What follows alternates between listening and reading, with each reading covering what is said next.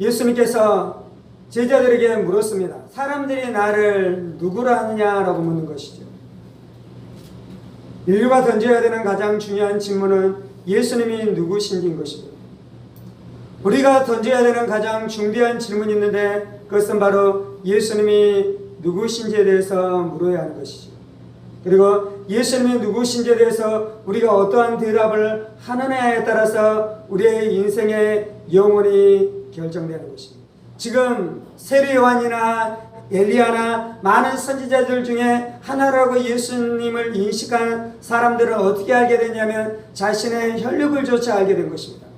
자신의 지성을 쫓아, 자신의 경험을 쫓아, 자신의 전통을 쫓아, 자신이 가지고 있는 종교를 쫓아, 배웠었던 학문을 쫓아 예수님을 탐구해보니 예수님이 누구시다고요? 이러하다라고 그들이 대답한 것이죠. 혈육으로 예수님을 탐구하면 우리가 예수님이 누구신지 그 예수님의 본질에 대해서 우리가 알 수 없는 것입니다. 혈육을 쫓아 예수님을 알아가고 혈육을 쫓아 예수님에 대한 결론을 내리게 되면 우리가 여전히 저주 아래 묶여 있는 것입니다. 여전히 마귀의 종노들을 것입니다. 여전히 지옥의 백성으로 멸망길을 갈 수밖에 없는 것이 비천한 인생들의 모습인 줄 믿습니다. 예수님이 하나님의 아들이신 것입니다.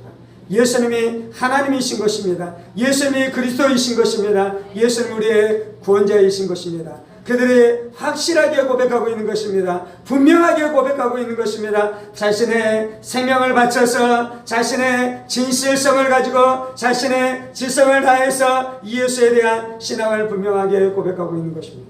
이 고백을 가지고 그들은 자신의 생명이 다할 때까지 살아갔습니다. 이 신앙이 변하지 않았습니다. 순교의 제물로 그들이 죽을 위험에 놓였음에도 불구하고 그들은 이 신앙을 한 번도 변개하지 않고 한 번도 타협하지 않고 분명하게 이 신앙의 고백을 가지고 살아가게 된 줄 믿습니다. 그리고 그들이 이 신앙을 고백할 때 그들의 마음 안에 평화가 임하기 시작했어요.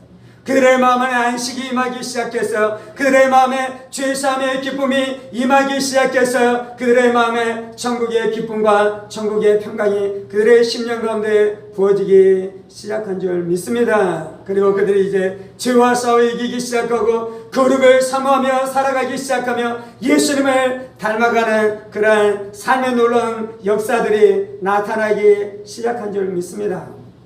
우리가 예수님이 나의 주여 그리스도시여 하나님의 아들이시다라고 고백했었을 때 우리 안에 죄사함의 기쁨이 넘쳐났었던 줄 믿습니다. 우리 안에 우리를 꽉 붙들고 있었던 마귀의 사슬에서 우리가 자유케 되어지는 놀라운 기적의 역사가 나타난 줄 믿습니다. 우리 안에 성령의 충만케 되어지는 역사가 나타난 줄 믿습니다. 이전에는 보지 못했었던 천국과 지옥을 분명하게 알게 되어지는 역사가 나타난 줄 믿습니다. 무엇을 할 때 이 일이 일어났다고요? 주님 그리스도시여 살아계신 하나님의 아들이십니다라는 신앙을 분명하게 고백할 때 이 은혜와 이 은총이 나타나게 된 줄 믿습니다.